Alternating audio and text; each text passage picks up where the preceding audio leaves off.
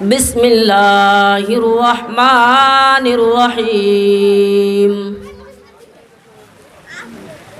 ظہر الفساد فی البر والبحر بما کسبت ایدی الناس وقال النبی صلی اللہ علیہ وسلم کلکم راعی وکلکم مسئول عن رعیتہ۔ معزز اسٹیج پر بیٹھے ہوئے علماء اکرام اور اس علاقے سے آئے ہوئے سامعین، نوجوان ساتھیوں، پیارے بھائیوں، پردے کے اندر میری ماؤں بہنوں،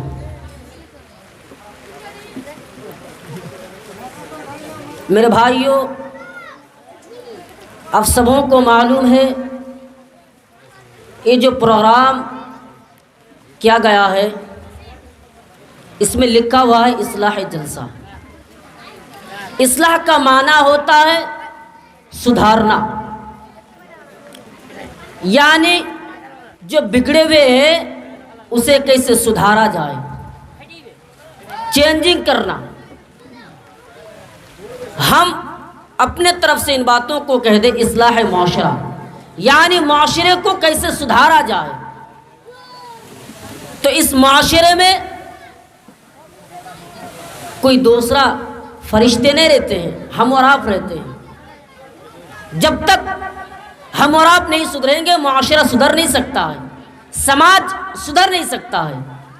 سماج کا جو بگاڑ ہے، سماج میں جو فساد ہے، وہ ہمارے کرتوتوں کی وجہ سے ہے۔ اسی لیے قرآن کریم نے ایک پرنسپل کھینچا ہے کہ ہر دور میں، ہر زمانے میں وہ منطبق ہوگا، فٹ ہوگا۔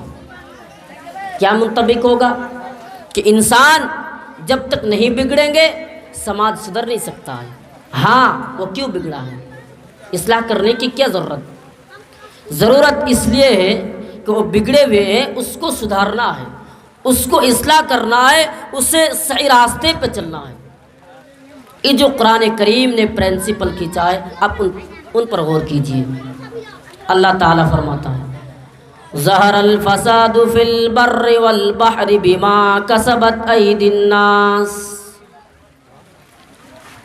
خشکی کے اندر، تری کے اندر، کائنات کے چپے چپے کے اندر، زمین کے اوپر، پانی کے اندر، سمندر کے اندر کہیں بھی بگاڑ نظر آئے، کہیں بھی فساد نظر آئے تو سمجھ جاؤ کہ وہ تمہارے کرتوتوں کے وجہ سے ہیں، وہ تمہارے اپنے ہاتھوں کا کمائی ہے۔ اے میرے بندو، اللہ تعالیٰ کا فرمان ہے کہ اے میرے بندو، جو تمہارا بگاڑے، جو سماج بگڑ رہے ہیں، جو سماج بگڑ رہے وہ تمہارے کرتوتوں کے وجہ سے ہیں۔ اللہ تعالیٰ کسی کو مارتا نہیں ہے جب تک وہ خود بخود پلٹ نہ جائے، خود بخود اپنے آپ کو چینجنگ نہ کر بیٹھے۔ اسی لیے معاشرے کے اندر جو بگاڑ ہے، اللہ تعالیٰ فرماتا ہے وَمَا أَصَابَكَ مِن مُّصِيبَةٍ فَبِمَا كَسَبَتْ أَيْدِيكُمْ وَيَعْفُو عَن كَثِيرٍ۔ اے میرے بندو، معاشرے کے اندر جو بگاڑ ہے، ہاں تم جو پریشانیوں میں مبتلا ہو وہ تمہارے کرتوتوں کے وجہ سے، وہ تمہارے اپنے ہاتھوں کا کمائی ہے۔ وَيَعْفُو عَن كَثِيرٍ، اللہ تعالیٰ فرماتا ہے اللہ تعالیٰ تو مہربان ہے جو بہت سارے گناہوں کو درگزر کر دیتا ہے، جو بہت سارے گناہوں کو معاف کر دیتا ہے، جس کا پکڑ نہیں کرتا۔ دیکھیے معاشرے کے اندر جو بگاڑے ہم سے ہیں، ہم بگڑے ہوئے ہیں۔ اسی لیے قرآن کریم کے اندر اللہ تعالیٰ نے فرمایا کہ انسان جب تک نہیں بگڑے گا اللہ تعالیٰ اسے ذلت اور پریشانیوں میں نہیں ڈالے گا۔ اسی لیے اللہ تعالیٰ نے کہا ہاں جب تم بگڑ جاؤ گے، جب تم سماج اور اسلام سے نکل جاؤ گے تو میں تمہیں پریشانیوں میں ڈال دوں گا، میں تمہیں تکلیفوں میں ڈال دوں گا۔ اسی لیے لوگوں، پریشانی آج جو پریشانیوں میں ہم مبتلا اسی وجہ سے کہ ہم بگڑ چکے ہیں۔ معاشرے کا بگاڑ ہم سے اور آپ سے ہے۔ جب تک ہم اور آپ نہیں سدھریں گے سماج سدھر نہیں سکتا ہے، معاشرہ سدھر نہیں سکتا ہے۔ اسلامی تاریخ میں ایک حکمراں گزرا ہے حجاج بن یوسف، ایک بڑا ظالم آدمی تھا، اس نے بڑے بڑے علماء کو قتل کروایا۔ اس کے دور میں امام حسن بصری جو عالم وقت تھے، لوگ اکٹھے ہونے کے بعد امام حسن بصری کے پاس پہنچے اور پہنچنے کے بعد کہنے لگا یہ حجاج بن یوسف آج جو ظالم گورنر ہم پر مسلط تھے کیوں ہے؟ امام حسن بصری عالم وقت ہے، میرے بھائیوں کیا جواب دیتے ہیں؟ ما جاء الحجاج الا بذنوبنا، اے لوگو آج جو حجاج بن یوسف تم پر ظلم کر رہے ہیں، آج جو پریشانیوں میں تمہیں ڈال رہے ہیں، وہ تمہارے کرتوتوں کے وجہ سے ہے، وہ تمہارے اپنے ہاتھوں کا کمائی ہے، وہ تمہارے خود کا کمائی ہے۔ ہاں تم نے نماز چھوڑ دی، ہاں تمہارے گھروں میں تمہارے بچے شراب کا عادی بن گئے، تم نے اسے نہیں روکا، اسی لیے پریشانیوں میں ڈال دیا۔ تو آئیے میں ایک حدیث بیان کرتا ہوں، ان پر غور کیجیے۔ حضرت ابو ہریرہ رضی اللہ تعالیٰ عنہ نے بیان کیے، اللہ کے نبی جناب محمد رسول اللہ صلی اللہ علیہ وسلم نے فرمایا، بنی اسرائیل میں 3 شخص بیماریوں میں مبتلا تھا۔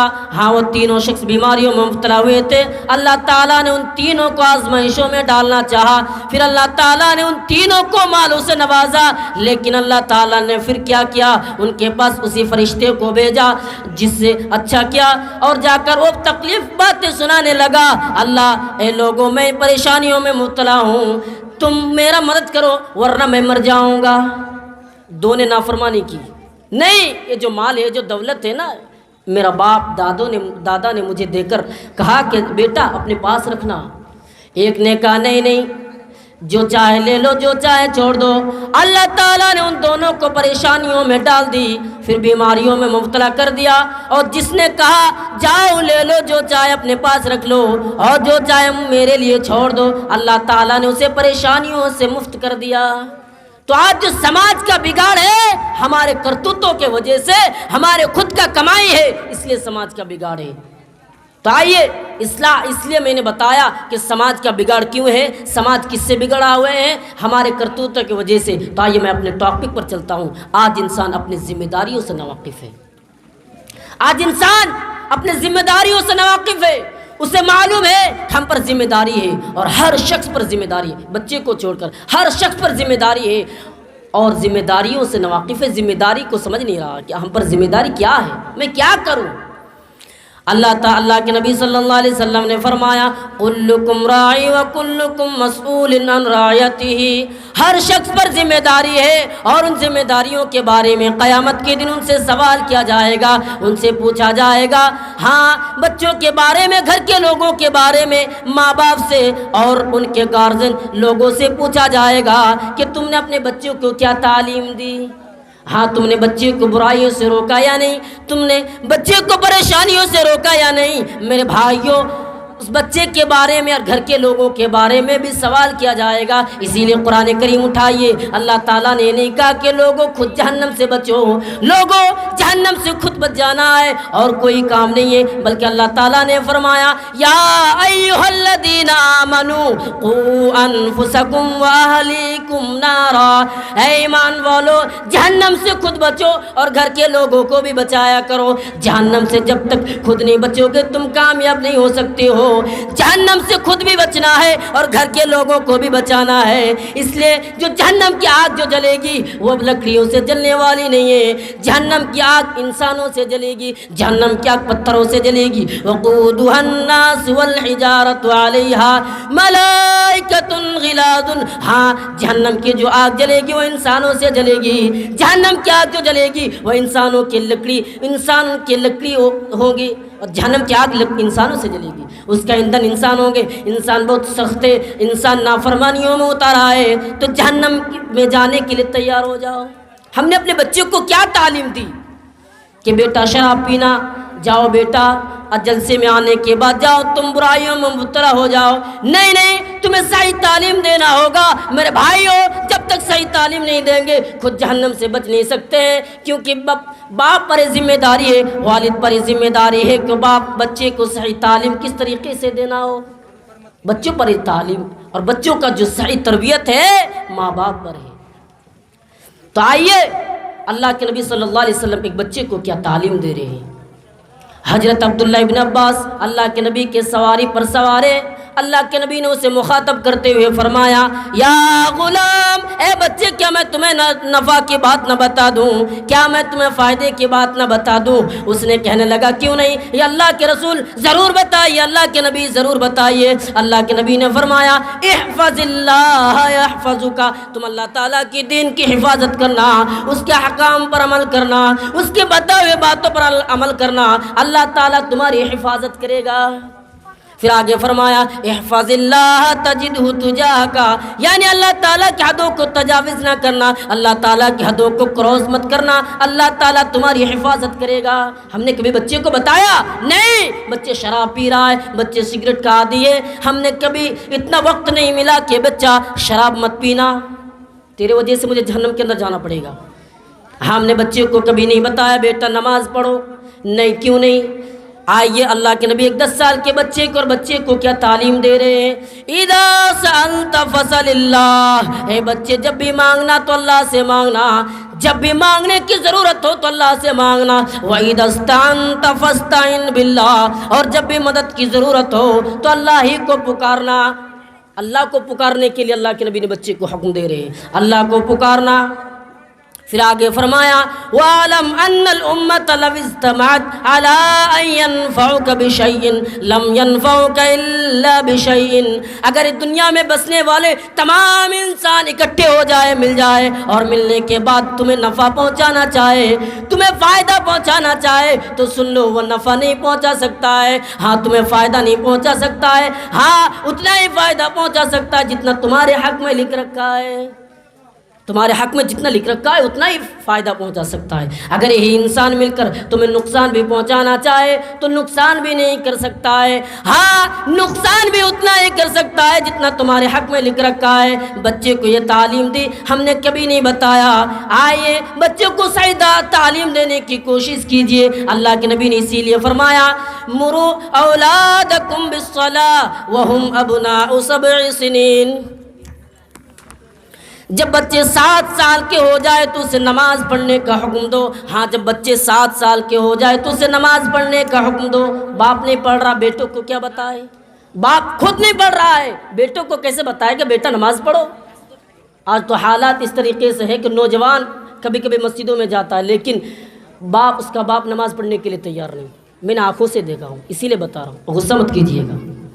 ہاں باپ نماز نہیں پڑھ رہا، بیٹا پڑھ رہا ہے، لوگوں نماز پڑھنے کی کوشش کیا کرو، نماز پڑھو گے اپنا ہی فائدہ ہے، اور بچے کو بھی حکم دیجئے نماز پڑھو، اور 10 سال تک وہ نماز پڑھے اور نہ پڑھے کوئی بات نہیں، جب 10 سال ہو جائے اور اس کے بعد بھی وہ نماز نہ پڑھے تو اس وجہ سے اسے مارو کہ تاکہ وہ نمازی بن جائے، تاکہ وہ متقی بن جائے، پرہیزگار بن جائے۔ لوگوں نماز قائم کیا کرو اور بچے کو صحیح تعلیم دینے کی کوشش کیجئے۔ تو ہر شخص پر ذمہ داری ہے، اور ذمہ داریوں کے بارے میں قیامت کے دن ان سے سوال کیا جائے گا، پوچھا جائے گا۔ وقت کا حکمران ہے جس کو اللہ تعالیٰ نے سلطنت و بادشاہت دی ہے، اس کے بارے میں بھی ان سے سوال کیا جائے گا، ان سے پوچھا جائے گا۔ اگر ان لوگوں سے اللہ تعالیٰ نے اسے سلطنت و بادشاہت دینے کے بعد وہ ناجائز فائدہ اٹھایا تو اللہ کے نبی نے فرمایا قیامت کے دن اس پر جنت حرام ہے، جہنم ان کا ٹھکانہ ہوگا، جہنم ان کا ٹھکانہ ہوگا۔ اس لیے صحیح تعلیم اور جس کو اللہ تعالیٰ نے حکمرانی دی ہے، ناجائز فائدہ مت اٹھائیے، یہ کوشش کیجئے کہ میں صحیح راستے پہ چلوں گا۔ تو اسی لیے میں یہی بات کہوں گا، ہر شخص پر ذمہ داری ہے اور اپنی ذمہ داریوں کو سنبھالے۔ اللہ کے نبی کو ذمہ داری دی کہ لوگوں کو بتا دو کہ وہ دین اور جو بتوں کو سجدہ کر رہے ہیں نا، ان کو چھوڑ کر صحیح تعلیم صحیح راستے پر آ جائے۔ آئیے میں ایک نبی کا واقعہ بتاتا ہوں۔ حضرت یحییٰ علیہ السلام کو اللہ تعالیٰ نے 5 چیزوں کی ذمہ داری دی ہے۔ میرے بھائیوں 5 چیزوں کی ذمہ داری اور دینے کے بعد فرمایا یحییٰ اپنے قوم والوں کو بتا دو کہ وہ 5 چیزوں پر عمل کرے۔ یحییٰ علیہ السلام نے اپنے قوم والوں سے کہا میرے قوم کے لوگوں، اللہ تعالیٰ نے ہمیں 5 چیزوں کا حکم دیا ہے، 5 باتوں کا حکم دیے کہ لوگوں کو تمہیں بتا دوں۔ یحییٰ علیہ السلام نے اپنے قوم والوں سے کہا لوگوں اکٹھے ہو جاؤ، جمع ہو گئے۔ اب حضرت یحییٰ علیہ السلام خطبہ شروع کر رہے ہیں، اے لوگوں دیکھو اللہ تعالیٰ نے حکم دیا تم اس کے ساتھ کسی کو شریک مت کرنا، اس کے ساتھ کسی کو برابر مت کرنا، شرک کو اللہ تعالیٰ معاف نہیں کرتا ہے، شرک کرنے والوں کا ٹھکانہ جہنم ہے۔ اللہ تعالیٰ فرماتا ہے الذین آمنوا ولم یلبسوا ایمانہم بظلم اولئک لہم الامن وہم مہتدون. جو میرے بندے ایمان لائے اور ایمان کے ساتھ ظلم ملاوٹ نہیں کی وہی میرا بندہ کامیاب ہے. ایمان لانے کے بعد ظلم کو ملاوٹ کر بیٹھا وہ میرا بندہ کامیاب نہیں ہو سکتا ہے. صحابہ اکرام نے آ کر پوچھا اللہ کے رسول اس ظلم سے مراد کون سا ظلم ہے؟ اللہ کے نبی نے فرمایا تم جو سوچ رہے ہو ظلم نہیں ہے، اس سے مراد حضرت لقمان نے اپنے بیٹوں کو جو نصیحت کی ہے ان نصیحتوں میں ایک نصیحت یہ بھی کی ہے ان الشرک لظلم عظیم. اے میرے بچے تم شرک مت کرنا، شرک بھیانک ظلم ہے، شرک کو اللہ تعالیٰ معاف نہیں کرے گا. اسی لیے قرآن کریم کی 114 صورتیں اٹھا ڈالے. اللہ تعالیٰ نے اور گناہ کے بارے میں یہ نہیں کہا کہ میں معاف نہیں کروں گا، بلکہ اللہ تعالیٰ نے کہا میں رحیم ہوں، میں غفور ہوں، میں معاف کرنے والا ہوں. لیکن میرے بھائیو ایک گناہ ہے جس کے بارے میں اللہ تعالیٰ نے کہا کہ میں معاف نہیں کروں گا. ہاں وہ کون سا گناہ ہے؟ اللہ تعالیٰ سورہ نساء کے اندر جو 2 جگہوں میں فرمایا، ایک جگہ پر جنت حرام کہا انہو من یشرک باللہ فقد حرم اللہ علیہ الجنت ومأواہم النار. جو شخص اللہ تعالیٰ کے ساتھ کسی دوسرے کو شریک کرتا ہے، جو شخص اللہ تعالیٰ کے ساتھ کسی دوسرے کو شریک کرے گا جنت ان پر حرام ہے، ان کا ٹھکانہ جہنم ہے. اور آگے فرمایا لوگوں میں تمہارے سارے پاپوں کو مٹا دوں گا لیکن شرک کو معاف نہیں کروں گا. اس لیے شرک سے بچنا. شرک کتنا بڑا ظلم ہے معلوم ہے؟ حضرت ابو ہریرہ حضرت ابو بکر کو اللہ کے نبی نے پکارا یا ابو بکر کیا میں تمہیں سب سے بڑے گناہ کے بارے میں بتا دوں؟ کیا تمہیں سب سے بڑے گناہ کے بارے میں علم دے دوں؟ ابو بکر نے کہا کیوں نہیں؟ اے اللہ کے رسول ضرور بتائیے. اللہ کے نبی صلی اللہ علیہ وسلم نے فرمایا الشرک باللہ وحقوق الوالدین، یعنی اللہ تعالیٰ کے ساتھ کسی کو شریک مت کرنا، اللہ تعالیٰ کے ساتھ کسی کو برابر مت کرنا. شرک کو اللہ تعالیٰ معاف نہیں کرے گا، شرک کو معاف نہیں کرے گا. شرک سے بچنا. حضرت ابو ہریرہ کو اللہ کے نبی نے پکارا یا ابو ہریرہ تم 7 ہلاک کر دینے والے گناہوں سے بچو، 7 برباد کر دینے والے گناہوں میں سے بچو. ابو ہریرہ نے کہا یا اللہ کے نبی وہ کون سا گناہ ہے جو انسانوں کو ہلاک و برباد کر دینے والی ہے؟ اللہ کے نبی نے فرمایا ان 7 ہلاک و برباد کر دینے والے گناہوں میں سے گناہ یہ بھی ہے الشرک باللہ، تم اللہ تعالیٰ کے ساتھ کسی کو شریک مت کرنا، تم اللہ تعالیٰ کے ساتھ کسی کو برابر مت کرنا. شرک کو معاف نہیں کرے گا. اور آپ کو کیا بتاؤں، شرک ایسا ظلم ہے جسے ہندو مذہب کی کتابوں نے بھی کہا کہ اللہ ایک ہے، اس کے ساتھ کوئی شریک نہیں، اس کے ساتھ کوئی برابر نہیں. ایشور صرف و صرف ایک ہے.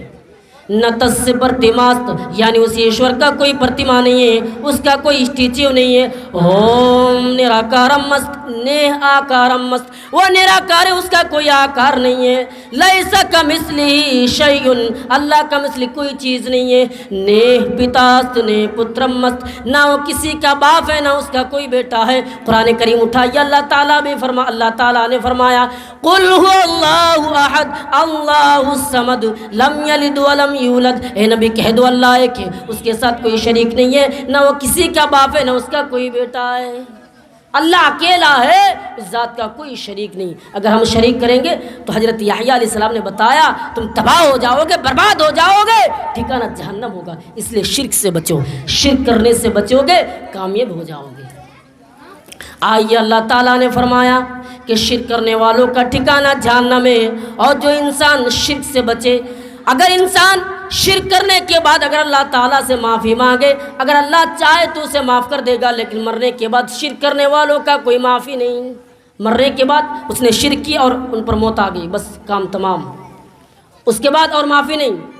لیکن اور گناہ کر بیٹھیں گے تو اللہ تعالیٰ اگر چاہے تو معاف کر سکتا ہے. آئیے ایک حدیث پر غور کیجئے. حضرت ابو ہریرہ رضی اللہ تعالیٰ عنہ نے بیان کیے بنی اسرائیل میں ایک شخص تھا جو مرنے سے پہلے اپنے بیٹوں کو وصیت کی اے میرے بیٹوں جب میں مر جاؤں تو مجھے دفن مت کرنا، مجھے جلا دینا، اور جلانے کے بعد ان راکھ کو بھی اکٹھے مت کرنا، ہاں ادھر ادھر بکھیر دینا تاکہ اللہ تعالیٰ ہمیں ڈھونڈ نہ سکے. اب بیٹوں نے اس کے مطابق وصیت کے مطابق ویسا ہے کہ اللہ تعالیٰ نے پانی اور ہوا کو حکم دیا کہ تم اپنا اپنا راکھ اکٹھے کرو. پھر سور پھونکنے کے بعد بتایا اے اللہ کے میرے بندے تم نے اپنے بیٹوں کو ایسا وصیت کیوں کی ہے؟ اس نے کہا اللہ تعالیٰ صرف و صرف تیرے ڈر سے، تیرے خوف سے. اللہ تعالیٰ نے کہا چلو میں نے تمہیں معاف کر دیا. تو شرک کے علاوہ مشرک کا کوئی معافی نہیں۔ شرک کے علاوہ اگر ہم کوئی گناہ کریں گے تو اللہ تعالیٰ اگر چاہے تو معاف کر دے گا، لیکن افسوس کے ساتھ کہنا پڑتا ہے مسلمانوں کا ایک بڑا طبقہ جو شرکوں میں مبتلا ہے۔ اللہ کے نبی نے اپنے آخری وقت میں فرمایا، حضرت عائشہ رضی اللہ تعالیٰ عنہ بیان کرتی ہے اللہ کے نبی بے چین ہے، اس بے چینی کے عالم میں اللہ کے نبی نے فرمایا لعن اللہ الیہود والنصارى، اللہ کی لعنت ہو یہودیوں کے اوپر، عیسائیوں کے اوپر، اتخذوا قبور انبیائہم مساجد، جس نے اپنے نبیوں کی قبروں کو سجدگاہ بنا لیے، جس نے اپنے رسولوں کی قبروں کو سجدگاہ بنا لیے، اللہ کی لعنت ہو اس شخص پر جس نے قبروں کو سجدگاہ بنا لی ہے۔ میرے بھائیوں، اللہ کے نبی نے لعنت کی ہے قبروں کو سجدگاہ بنانے والا، لیکن آج مسلمان بھی قبروں میں جا کر سجدہ کر رہے ہیں۔ ہاں، اس شرک پہ اور شرک کو اللہ تعالیٰ معاف نہیں کرے گا۔ اے لوگوں، شرک سے بچو، یعنی مشرک بننے سے بچو، اپنے آپ کو پاک رکھنا ہے تو۔ اور یحییٰ علیہ السلام نے ایک مثال دی اپنے قوم والوں سے، اے میرے قوم کے لوگوں سنو، تم نے محنت مزدوری کرنے کے بعد سب سے پیارا مال سونا چاندی دے کر ایک غلام خریدے ہو، اور اسے حکم دیا کہ جاؤ محنت مزدوری کرنا، اور جو نذرانہ ہو، جو پیسہ ہو، اس کا ادائیگی مجھ سے کرنا، کیونکہ تمہیں میں نے خریدا، اس کا ادائیگی مجھ سے کرنا۔ اب وہ محنت مزدوری تو کرتا ہے، لیکن پیسے کی ادائیگی تمہیں چھوڑ کر اور کسی کو کر رہا ہے۔ اے میرے بندو، اے میرے امت کے لوگوں، اگر تمہارا غلام تم سے یہ دھوکہ کرے گا، کیا تم اسے اپنے گھر پہ رکھو گے؟ لوگوں نے کہا نہیں نہیں، کبھی نہیں، زندگی میں نہیں۔ تو اسی طرح اللہ تعالیٰ نے تمہیں پیدا کیا ہے، اور اللہ چاہتا ہے کہ اسی کے ساتھ کسی کو شریک نہ کرو۔ اگر تم شرک کرو گے تو کیا اللہ تعالیٰ تمہیں معاف کر دے گا؟ نہیں نہیں، شرک کرنے والوں کا کوئی معافی نہیں، مشرک کا کوئی معافی نہیں۔ تو شرک کرنے سے بچو۔ اور جو اللہ کو چھوڑ کر پکار رہے ہیں، ایک مکھی بھی پیدا نہیں کر سکتا۔ قرآن کریم نے کہا ایک مکھی بھی پیدا نہیں کر سکتے ہیں۔ مکھی اگر کوئی سامان لے کر بھاگ جائے وہ بھی روک نہیں سکتا ہے۔